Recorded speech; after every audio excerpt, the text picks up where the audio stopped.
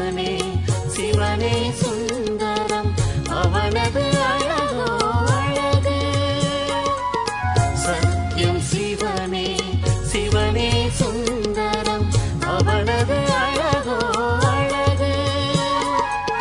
சிவனது ஞானம் புரிந்து கொண்டவரிடம் மாயை தோற்றே போகும். சத்யம் சிவம் சுந்தரம் சத்யம் சிவம் சுந்தரம். ஓம் சாந்தி. முரளி டேட் 22/4/2025 பாப்தாதா மதுபன். இந்த முரளியில நமக்கு பாபா சொல்லியிருக்கக்கூடிய பாயிண்ட்ஸ், நிறைய தாரணைக்கான பாயிண்ட் பாபா சொல்லியிருக்காரு. பாபாவுடைய காரியத்திற்கு உதவியாளராக நம்ம ஆகணும்னு பாபா சொல்றார். உதவியாளராக ஆவதற்கு என்னென்ன நாம தாரணைகள் கடைபிடிக்கணுன்றதையும் சொல்லி கொடுத்திருக்காரு. ஆத்ம உணர்வுடைய குழந்தைகள் புரிந்து கொள்வார்கள். பாபா சொல்றார், ஆத்ம உணர்வுடைய குழந்தைகள் தான் அவர் சொல்றதை என்ன பண்ணிக்க முடியும், புரிந்து கொள்ள முடியும். யார் உதவி செய்வார்களோ பதவியும் அடைவார்கள் என்று தந்தை கூறுகிறார். இப்பொழுது மற்றவர்களை தனக்கு சமானமாக ஆக்குங்கள், ஸ்ரீமத் படி நடங்கள். என்னென்ன டைரக்ஷன் நமக்கு பாபா சொல்றார். ஆத்ம உணர்வுடை வாகனம், யார் உதவி செய்யறாங்களோ பதவியும் அவங்க அடையிறாங்க. இப்ப என்ன பண்ணணும்னு சொல்லியிருக்காருன்னா, மற்றவர்களை தனக்கு சமானமாக ஆக்குங்கள், ஸ்ரீமத் படி நடங்கள். அடுத்து யோகத்தினுடைய மகிமையும் சொல்லியிருக்கார். யோகத்தில் இருப்பதன் மூலம் சேவை செய்ய முடியும். உலகத்திற்கு அதிபதியாவதற்கு தந்தை குழந்தைகள் உங்களுக்கு கூறியுள்ள பத்தியத்தை மேற்கொள்ளுங்கள். நினைவிலிருந்து உணவு தயாரியுங்கள், நினைவிலிருந்து உட்கொள்ளுங்கள். அடுத்து, மம்மா பாபாவை பின்பற்றுவதால் நாம் ராஜ்யத்தில் செல்வோம் என்று அறிந்துள்ளீர்கள். இது புரிந்து கொள்ள வேண்டிய விஷயம். அப்புறம் என்ன சொல்லியிருக்காருன்னா, நிறைய நினைவு செய்பவர்கள் தான் பொது உலகத்தில் முதலில் வருவார்கள். முதல்ல வரணும்னா இன்னொரு லட்சணம் வேணுன்றார் பாபா, இன்னொரு புருஷார்த்தம் பண்ணணும்னு சொல்லியிருக்காருன்னா, நிறைய நினைவு செய்பவர்கள் தான் பொது உலகத்தில் முதலில் வருவார்கள். பிறகு மற்றவர்களையும் தனக்கு சமானமாக ஆக்க வேண்டும். சுயதர்ஷ சக்கரதாரி ஆகுங்கள், உறுதியான யோகியாக ஆகுங்கள், ஆக்குங்கள். ஓம் சாந்தி. முரளியினுடைய ஹெட்டிங், இனிமையான குழந்தைகளே, உங்களுடைய இந்த நேரம் மிகவும் விலை மதிப்பு வாய்ந்ததாகும். இதில் நீங்கள் தந்தைக்கு முழுமையாக உதவி செய்பவர் ஆகுங்கள். உதவி செய்யும் குழந்தைகளே உயர்ந்த பதவி அடைகிறார்கள். கேள்வி, சேவை செய்யும் குழந்தைகள் எந்த ஒரு சாக்கு போக்கு கூற முடியாது. சேவை செய்யும் குழந்தைகள் எந்த ஒரு சாக்கு போக்கு கூற முடியாது. பதில், பாபா, இங்கு வெப்பமாக இருக்கிறது, இங்கு குளிராக இருக்கிறது, எனவே எங்களால் சேவை செய்ய முடியாது என்று சாக்கு போக்கினை சர்வீசபிள் குழந்தைகள் கூற மாட்டார்கள். சிறிதளவு வெப்பமாக இருக்கிறது அல்லது குளிராக இருக்கிறது என்றால் பொறுமை அற்றவராக ஆகிவிடக் கூடாது. எங்களால் சகித்து கொள்ளவே முடியாது என்பதல்ல. இந்த துக்கதாமத்தில் துக்கம், சுகம், வெப்பம், குளிர், நிந்தனை மற்றும் புகழ் அனைத்தையும் சகித்து கொள்ள வேண்டும். சாக்கு போக்கு கூறக்கூடாது. பாடல், மனிதனே பொறுமையை கடைபிடிப்பாய். ஓம் சாந்தி.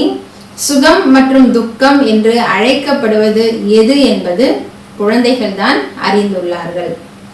இந்த வாழ்க்கையில் சுகம் எப்பொழுது கிடைக்கிறது மற்றும் துக்கம் எப்பொழுது கிடைக்கிறது என்பதை பிராமணர்களாகிய நீங்கள் மட்டுமே வரிசை கிரமமான முயற்சிக்கேற்ப அறிந்துள்ளீர்கள். இது இருப்பதே துக்கத்தின் உலகமாக. இதில் சிறிது காலத்திற்கு துக்கம், சுகம், புகழ், நிந்தனை எல்லாமே சகித்து கொள்ள வேண்டி இருக்கிறது. இவை அனைத்தையும் கடந்து செல்ல வேண்டும். ஒரு சிலருக்கு கொஞ்சம் வெப்பம் தாக்கினால் நாங்கள் குளிரான இடத்தில் இருப்போம் என்பார்கள்.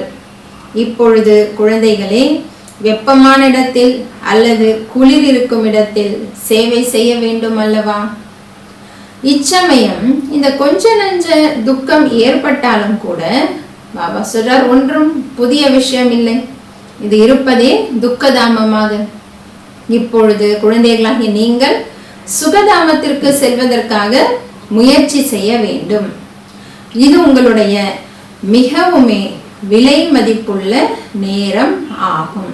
ஏன்னா சுகதாமத்திற்கு செல்வதற்கான புருஷார்த்தம் பண்றதுக்கான டைம் இந்த டைம் தான். அதனால பாபா சொல்றார், இது உங்களுடைய மிகவுமே விலை மதிப்புள்ள நேரம் ஆகும். இதில் சாக்கு போக்கு எதுவும் கூடாது. பாபா சேவை செய்யக்கூடிய குழந்தைகளுக்கு கூறுகிறார், யார் சேவையே அறியாமலேயே இருக்கிறார்களோ அவர்களோ எதற்கும் பயனற்றவர்கள். இங்கு தந்தை வந்திருப்பதே பாரதத்தை மட்டும் என்ன, உலகத்தையே சுகதாமமாக ஆக்குவதற்கு. எனவே பிராமண குழந்தைகள் தான் தந்தைக்கு உதவி செய்பவர் ஆக வேண்டும். தந்தை வந்துள்ளார், எனவே அவருடைய வழிப்படி நடக்க வேண்டும். சொர்க்கமாக இருந்த பாரதம் இப்பொழுது நரகமாக உள்ளது, அதை மீண்டும் சொர்க்கமாக ஆக்க வேண்டும். இதுவும் இப்பொழுது தெரிய வந்துள்ளது. சத்தியுகத்தில் இந்த பவித்திர ராஜாக்களின் ராஜ்யம் இருந்தது, மிகவும் சுகமுடையவர்களாக இருந்தார்கள். பிறகு தூய்மையற்ற ராஜாக்களும் ஆகிறார்கள். இறைவன் பெயரில் தான் புண்ணியம் செய்வதால், தான புண்ணியம் செய்வதால் அவர்களுக்கும் பலன் கிடைக்கிறது. இப்பொழுது நடப்பதே பிரஜைகளின் ராஜ்யம். ஆனால் இவர்களால் ஒன்றும் பாரதத்தின் சேவை செய்ய முடியாது. பாரதத்தினுடையதோ அல்லது உலகத்தின் சேவையோ ஒரு எல்லையில்லாத தந்தை தான் செய்கிறார். இப்பொழுது தந்தை குழந்தைகளுக்கு கூறுகிறார், இனிமையான குழந்தைகளே, இப்பொழுது என்னுடன் கூட உதவி செய்பவர் ஆகுங்கள். எவ்வளவு அன்புடன் புரிய வைக்கிறார். பாபா சொல்றார், ஆத்ம உணர்வுடைய குழந்தைகள் புரிந்து கொள்கிறார்கள். பாபா அன்பா புரிய வைக்கிறது யாரால புரிஞ்சுக்க முடியும்ன்றாரு, ஆத்ம உணர்வுடைய குழந்தைகள் புரிந்து கொள்கிறார்கள். தேக உணர்வுடையவர்கள் என்ன உதவி செய்ய முடியும்? ஏனெனில் மாயையின் சங்கிலிகளில் மாட்டி இருக்கிறார்கள். இப்பொழுது எல்லோரையும் மாயையின் விலங்குகளில் இருந்து, குருக்களின் விலங்குகளில் இருந்து விடுவியுங்கள் என்று தந்தை டைரக்ஷன் அளித்துள்ளார். உங்களுடைய தொழிலே இதுவாகும். நம்ம தொழிலே என்னன்றார் பாபா, எல்லாரையும் மாயையினுடைய சங்கிலியிலிருந்து விடுதலை செய்யணும்.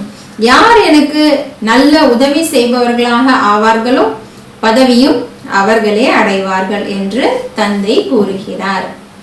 நான் யாராக இருக்கிறேன், எப்படி இருக்கிறேன்?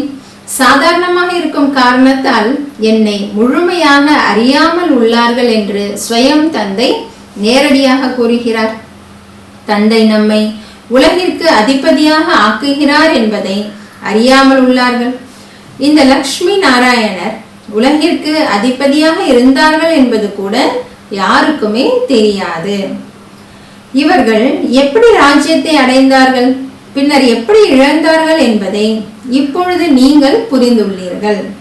மனிதர்களோ முற்றிலுமே அல்ப புத்தி உடையவர்களாக இருக்கிறார்கள். இப்பொழுது தந்தை அனைவருடைய புத்தியின் பூட்டை திறப்பதற்காக, கல் புத்தியிலிருந்து தங்க புத்தியாக ஆக்குவதற்காக வந்திருக்கிறார். இப்பொழுது என்ன பண்ணணும் நாம் என்றார் பாபா, இப்பொழுது உதவி செய்பவர்களாக ஆகுங்கள் என்று பாபா கூறுகிறார்.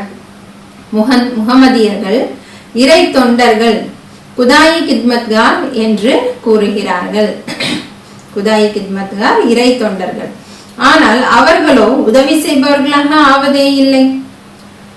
குதா வந்து யாரை பாவனமாக ஆக்குகிறாரோ அவர்களுக்கு தான். இப்பொழுது மற்றவர்களை தனக்கு சமானமாக ஆக்குங்கள். உண்மையான உதவி குதாவிற்கு என்னன்றார் பாபா, எப்ப அவர் வராரோ அவருக்கு உதவி செய்யும் பொழுது உண்மையான குதாயி கித்மத்கார் ஆகுன்றார். ஸ்ரீமத் படி நடங்கள் என்று கூறுகிறார். தந்தை வந்திருப்பதே தூய்மையான சொர்க்கவாசியாக ஆக்குவதற்காக. இது மரண உலகமாகும் என்பதை பிராமண குழந்தைகளாகிய நீங்கள் அறிந்துள்ளீர்கள். அமர்ந்தபடியே திடீரென்று அகால மரணம் ஆகிக் கொண்டே இருக்கிறது. ஆக ஏன் நாம் முன்கூட்டியே உழைத்து தந்தையிடமிருந்து முழுமையான ஆஸ்தியை பெற்று நமது வருங்கால வாழ்க்கை அமைத்துக் கொள்ள கூடாது? மனிதர்களுக்கு வானப்பிரஸ்த நிலை ஆகும் பொழுது இப்பொழுது பக்தியில் ஈடுபடலாம் என நினைக்கிறார்கள். வானப்பிரஸ்த நிலை இல்லாதவரையும் நிறைய பணம் செல்வத்தை சம்பாதிக்கிறார்கள்.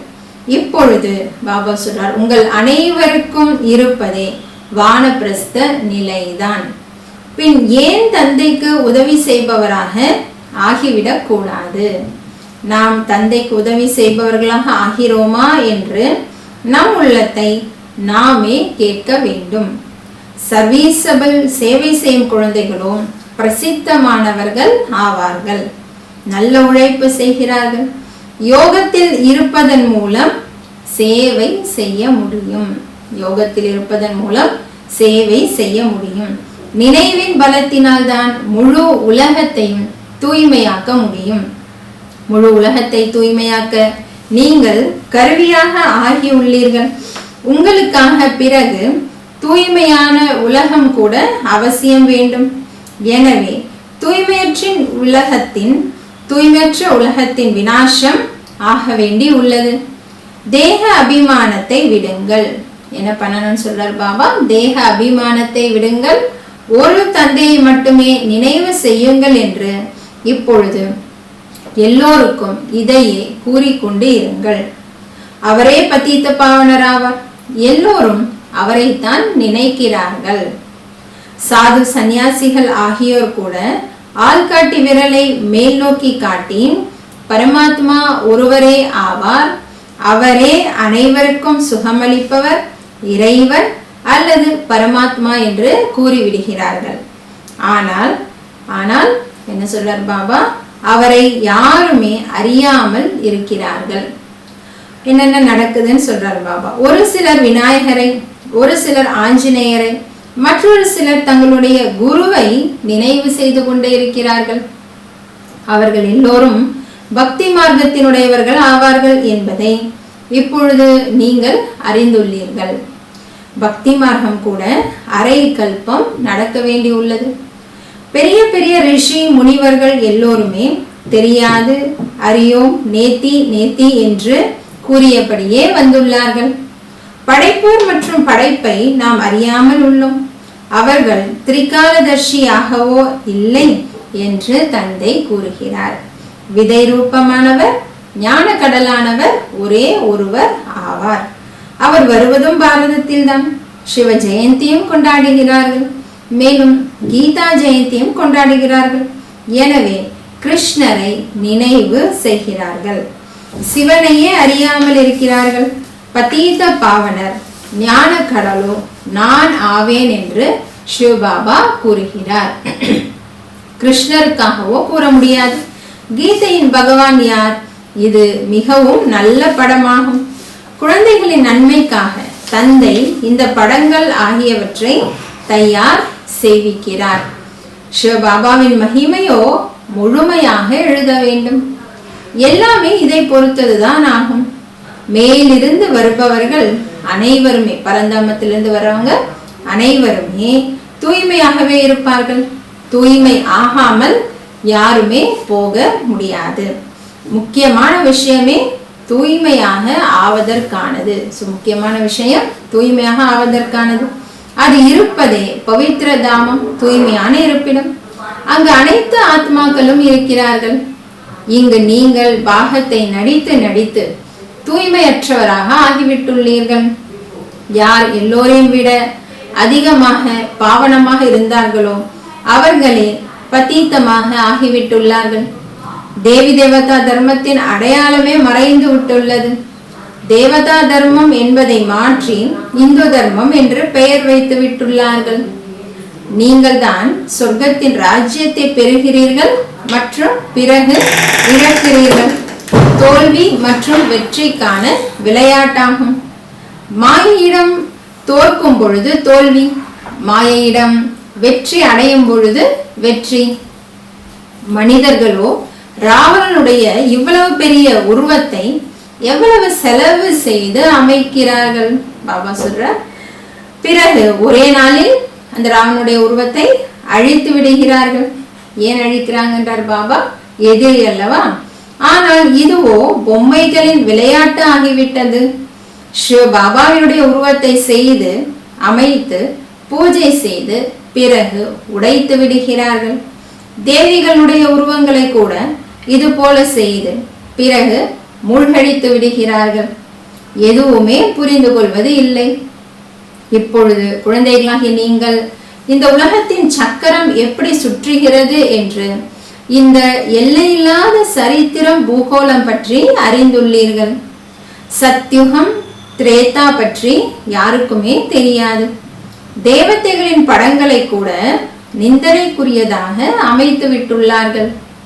தந்தை புரிய வைக்கிறார், இனிமையான குழந்தைகளே, உலகிற்கு அதிபதியாக ஆவதற்கு தந்தை உங்களுக்கு கூறியுள்ள பத்தியத்தை கட்டுப்பாட்டை மேற்கொள்ளுங்கள். என்ன சொல்றார் பாபா? நினைவிலிருந்து உணவு தயாரியுங்கள், நினைவிலிருந்து உட்கொள்ளுங்கள். என்னை நினைவு செய்தீர்கள் என்றால் நீங்கள் மீண்டும் உலகிற்கு அதிபதி ஆகிவிடுவீர்கள் என்று ஸ்வயம் தந்தை கூறுகிறார். தந்தை கூட மீண்டும் வந்துள்ளார். இப்பொழுது முழுமையாக உலகிற்கு அதிபதி ஆக வேண்டும். ஃபாலோ ஃபாதர் மதர், தாய் தந்தையை பின்பற்றுங்கள். தந்தை மட்டுமே இருக்க முடியாது. சன்னியாசிகள் நாங்கள் எல்லோருமே ஃபாதர் தந்தைகள் என்கிறார்கள். ஆத்மாவோ பரமாத்மா, இதுவோ தவறாகி விடுகிறது. இங்கு மதர் ஃபாதர், தாய் தந்தை இருவருமே புருஷார்த்தம் செய்கிறார்கள், முயற்சி செய்கிறார்கள். ஃபாலோ மதர் ஃபாதர் என்ற இந்த வார்த்தைகள் கூட இந்த இடத்தினுடையது ஆகும். யார் உலகின் அதிபதியாக இருந்தார்களோ, தூய்மையாக இருந்தார்களோ, அவர்கள் இப்பொழுது எல்லாமே அப்பவித்திரமாக உள்ளார்கள் என்பதை இப்பொழுது நீங்கள் அறிந்துள்ளீர்கள். மீண்டும் தூய்மையாக ஆகிக் கொண்டு இருக்கிறார்கள். நாம் கூட அவர்களுடைய ஸ்ரீமத் படி நடந்து இந்த பதவியை அடைகிறோம். இவர் மூலமாக பிரம்மா பாபா, சிவபாபா, இவர் மூலமாக டைரக்ஷன் அளிக்கிறார். சிவபாபா பிரம்மா மூலமாக டைரக்ஷன் கொடுக்கிறார், உத்தரவு கொடுக்கிறார். அதன்படி நடக்க வேண்டும். பின்பற்றவில்லை என்றால் பாபா பாபா என்று மட்டுமே கூறி வாய் இனிக்குமாறு செய்கிறார்கள். ஆனால் பின்பற்றுபவர்களை தான் நல்ல குழந்தைகள் என்று கூறுவார்கள். மம்மா பாபாவை பின்பற்றுவதால் நாம் ராஜ்யத்தில் செல்வோம் என்று அறிந்துள்ளீர்கள். இது புரிந்து கொள்ள வேண்டிய விஷயம். என்னை நினைவு செய்தால் பாவங்கள் நீங்கும் என்று மட்டுமே தந்தை கூறுகிறார். அவ்வளவே. மேலும் அனைவருக்கும் நீங்கள் எப்படி 84 பிறவிகள் எடுத்து எடுத்து அப்பவித்திரமாக ஆகி உள்ளீர்கள் என்பதை புரிய வையுங்கள். இப்பொழுது மீண்டும் தூய்மையாக ஆக வேண்டும். அதுக்கு என்ன பண்ணுறார் பாபா? எந்த அளவு நினைவு செய்வீர்களோ தூய்மை ஆகிக் கொண்டே செல்வீர்கள். நிறைய நினைவு செய்பவர்கள் தான் புது உலகத்தில் முதலில் வருவார்கள். பிறகு மற்றவர்களையும் தனக்கு சமானமாக ஆக்க வேண்டும். கண்காட்சியில் புரிய வைப்பதற்காக மம்மா பாபா செல்ல முடியாது. வெளியிலிருந்து பெரிய மனிதர் வருகிறார் என்றால் இவர் யார் வந்துள்ளார் என்று பார்ப்பதற்கு எவ்வளவு பேர் மனிதர்கள் செல்கிறார்கள். இவரோ எவ்வளவு மறைமுகமாக இருக்கிறார். நான் இந்த பிரம்மாவின் உடல் மூலமாக பேசுகிறேன் என்று தந்தை கூறுகிறார். நான் தான் இந்த குழந்தைக்கு பொறுப்பாளி. சிவபாபா பேசுகிறார், அவரே கற்பிக்கிறார் என்று நீங்கள் எப்பொழுதும் நினையுங்கள். நீங்கள் சிவபாபாவை தான் பார்க்க வேண்டும், இவரை பார்க்க கூடாது.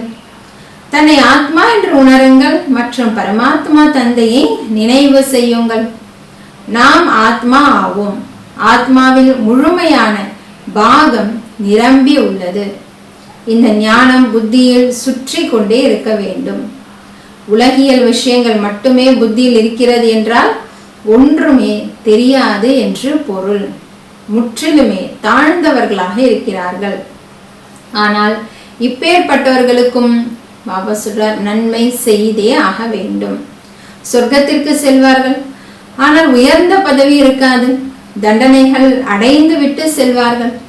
உயர்ந்த பதவி எப்படி அடைவார்கள் என்பதையும் தந்தை புரிய வைத்துள்ளார். உயர்ந்த பதவி அடையணும்னா என்னென்ன பண்ணணும்ன்றது பாபா நமக்கு சொல்லி இருக்கிறார். ஒன்று ஸ்வேதர்ஷ்ண சக்கரதாரி ஆகுங்கள் மற்றும் ஆக்குங்கள். உறுதியான யோகியாக ஆகுங்கள் மற்றும் ஆக்குங்கள். என்னை நினைவு செய்யுங்கள் என்று தந்தை கூறுகிறார். நீங்கள் பிறகு கூறுகிறீர்கள், பாபா நாங்கள் மறந்து விடுகிறோம் என்று. பாபா கேட்கிறார், வெட்கம் ஏற்படுவதில்லையா? நிறைய பேர் உண்மையை கூறுவதே இல்லை. நிறைய பேர் மறந்து விடுகிறார்கள். யார் வந்தாலும் அவருக்கு தந்தையின் அறிமுகத்தை கொடுங்கள் என்று தந்தை புரிய வைத்துள்ளார். இப்பொழுது 84 சக்கரம் முடிவடைகிறது. திரும்பி செல்ல வேண்டும். ராமனும் சென்றார், ராவணனும் போய்விட்டார். இதனுடைய பொருள் கூட எவ்வளவு சுலபமானது. அவசியம் சங்கமயுகமாக இருக்கும் பொழுதுதான் ராமர் மற்றும் ராவணனுடைய பரிவாரம் இருக்கும். எல்லாமே அழிந்து போய்விடும். மீதி குறைவானோர் இருப்பார்கள் என்பதையும் அறிந்துள்ளீர்கள். எப்படி உங்களுக்கு ராஜ்யம் கிடைக்கும் என்பதும் கூட இன்னும் போக போக எல்லாமே தெரிந்து போய்விடும். முன்கூட்டியே அனைத்தையும் கூற மாட்டார்கள் அல்லவா? பிறகு அது நாடகமாக இருக்க முடியாது. நீங்கள் சாட்சியாக இருந்து பார்க்க வேண்டி உள்ளது. சாட்சாத்காரம் ஆகிக்கொண்டே போகும். இந்த 84 சக்கரம் பற்றி உலகத்தில் யாரும் அறியாமல் உள்ளார்கள். நாம் திரும்பி செல்கிறோம் என்பது இப்பொழுது குழந்தைகளாகி உங்களுடைய புத்தியில் உள்ளது. ராவண ராஜ்யத்திலிருந்து இப்பொழுது விடுதலை கிடைக்கிறது. பிறகு நமது ராஜ்யத்தில் வருவோம். மீதி ஒரு சில நாட்களே உள்ளன. இந்த சக்கரம் சுற்றி கொண்டே இருக்கிறது அல்லவா? அநேக முறை இந்த சக்கரத்தை சுற்றி வந்துள்ளீர்கள். பாபா சொல்றார், எந்த கர்ம பந்தனத்தில் மாட்டி இருக்கிறீர்களோ அதை மறந்து விடுங்கள் என்று இப்பொழுது தந்தை கூறுகிறார். இல்லறத்தில் இருந்தபடியே மறந்து கொண்டே செல்லுங்கள். இப்பொழுது நாடகம் முடிவடைகிறது. நமது வீட்டிற்கு செல்ல வேண்டும். இந்த மகாபாரத போருக்கு முன்னால் தான் சொர்க்கவாசல் திறக்கிறது. எனவே கேட்வே டு ஹெவன் என்ற இந்த பெயர், சொர்க்க வாசல் என்ற இந்த பெயர் மிகவுமே நன்றாக உள்ளது என்று பாபா கூறுகிறார். போர்களே நடந்து வந்துள்ளன என்று ஒரு சிலர் கூறுகிறார்கள். கூறுங்கள், ஏவுகணைகளின் யுத்தம் எப்பொழுது நடந்தது? இது ஏவுகணைகளின் கடைசி யுத்தம் ஆகும். 5000 வருடங்களுக்கு முன்பு போர் மூண்டிருந்த பொழுது இந்த வேள்வியும் இந்த யஜ்யமும் இயற்றப்பட்டது. இப்பொழுது இந்த பழைய உலகத்தின் விநாசம் ஆக போகிறது. புதிய ராஜ்யம் ஸ்தாபனை ஆக போகின்றது. புதிய உலகத்தினுடைய ராஜ்யம் ஸ்தாபனை ஆகிக் கொண்டு இருக்கிறது. நீங்கள் இந்த அரசாட்சியை பெறுவதற்காக ஆன்மீக கல்வியை கூறுகிறீர்கள். பாபா சொல்றார், உங்களுடைய தொழில் ஆன்மீகமானது ஆகும். உலகியல் கல்வியோ உதவ போவதில்லை. சாஸ்திரங்கள் கூட பயன்படாது. பின் நாம் ஏன் இந்த தொழிலில் ஈடுபடக்கூடாது? தந்தையோ உலகிற்கு அதிபதியாக ஆக்குகிறார். எனவே எந்த படிப்பில் ஈடுபட வேண்டும் என்று சிந்திக்க வேண்டும். அவர்களோ கொஞ்சம் டிகிரி பட்டங்களுக்காக படிக்கிறார்கள். நீங்களோ ராஜ்யத்தை அடைவதற்காக படிக்கிறீர்கள். எவ்வளவு இரவு பகலுக்கான வித்தியாசம் உள்ளது. இந்த படிப்பை படிப்பதால் கடலை கூட கிடைக்குமா இல்லையா என்பது தெரியாது. லௌகிக படிப்பை பற்றி பாபா சொல்றார். இந்த படிப்பை படிப்பதால் கடலை கூட கிடைக்குமா இல்லையா என்பது தெரியாது. ஒருவருடைய சரீரம் விடுபட்டு விட்டால் கடலையும் போய்விடும். இந்த சம்பாத்தியம் கூடவே செல்லக்கூடியதாகும். இந்த ஆன்மீக வருமானம் கூடவே வரக்கூடியது. மரணம் தலை மீது உள்ளது. அதற்கு முன்னதாக நாம் நமது முழு சம்பாத்தியம் செய்து கொண்டு விடுவோம். இந்த சம்பாத்தியம் செய்ய செய்ய உலகமே விநாசமாக போகிறது. உங்களது படிப்பு முடிவடையும் பொழுதுதான் விநாசம் ஆகும். எல்லா மனிதர்களின் கைப்பிடியில் கடலை மட்டுமே உள்ளது என்பதை நீங்கள் அறிந்துள்ளீர்கள். அதைத்தான் குரங்கு போல பிடித்து கொண்டு அமர்ந்துள்ளார்கள். இப்பொழுது நீங்கள் ரத்தினங்களை பெற்று கொண்டு இருக்கிறீர்கள். இந்த கடலைகளின் மீதுள்ள பற்றை விடுங்கள். நல்ல முறையில் புரிந்து கொள்ளும் பொழுது கடலைகளின் கைப்பிடியை விட்டு விடுவார்கள். இதுவோ எல்லாமே சாம்பலாக ஆக போகிறது. நல்லது. தாரணைக்கான முக்கிய சாரம்: ஆன்மீக படிப்பை படிக்க வேண்டும் மற்றும் படிப்பிக்க வேண்டும். அழியாத ஞான ரத்தினங்களால் நமது கையை நிரப்பிக் கொள்ள வேண்டும். கடலைகளுக்கு பின்னால் நேரத்தை வீணாக்க கூடாது.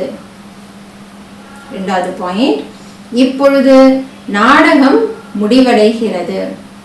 எனவே ஸ்வயம் தங்களை கர்ம பந்தனத்திலிருந்து விடுவிக்க வேண்டும். சுயதர்ஷன சக்கரதாரி ஆக வேண்டும் மற்றும் ஆக்க வேண்டும். தாய் தந்தையை பின்பற்றி ராஜ்ய பதவிக்கு அதிகாரி ஆக வேண்டும். வரதானம், எண்ணத்தை கூட செக் செய்து வீணானவற்றின் கணக்கை முடித்துவிடக்கூடிய சிறந்த சேவாதாரி ஆவீர்களாக. எண்ணத்தை கூட சோதனை செய்து வீணானவற்றின் கணக்கை முடித்துவிடக்கூடிய சிறந்த சேவாதாரி ஆவீர்களாக. யாருடைய ஒவ்வொரு சங்கல்பமும் சக்திசாலியாக உள்ளதோ அவரே சிரேஷ்ட சேவாதாரி ஆவார். ஒரு சங்கல்பம் கூட எங்குமே வீணாகி போய்விடக் கூடாது. ஏனெனில் சேவாதாரி உலகம் என்ற மேடையில் நடிப்பவர்கள். முழு உலகமே உங்களை காப்பி செய்கிறது. நீங்கள் ஒரு எண்ணத்தை கூட வீண் செய்தீர்கள் என்றால் உங்களுக்காக மட்டும் வீண் செய்யவில்லை, ஆனால் அநேகருக்கு வீண் செய்ய கருவி ஆகிவிட்டீர்கள். எனவே இப்பொழுது வீணானவற்றின் கணக்கை முடித்துவிட்டு சிரேஷ்ட சேவாதாரி ஆகுங்கள். ஸ்லோகன், சேவையின் வாயுமண்டலத்தின் கூடவே எல்லையில்லாத வைராகிய உள்ளுணர்வின் வாயுமண்டலத்தை அமையுங்கள். சேவையின் வாயுமண்டலத்தின் கூடவே எல்லையில்லாத வைராகிய உள்ளுணர்வின் வாயுமண்டலத்தை அமையுங்கள். நல்லது. இனிமையிலும் இனிமையான காணாமல் போய் வெகு காலம் கழித்து கண்டெடுக்கப்பட்ட குழந்தைகளுக்கு தாய் தந்தை பாப்தாதாவின் அன்பு நினைவுகள் மற்றும் காலை வணக்கம். ஆன்மீக குழந்தைகளுக்கு ஆன்மீக தந்தையின் நமஸ்காரம். ஆன்மீக தந்தைக்கு ஆன்மீக குழந்தைகளின் நமஸ்காரம்.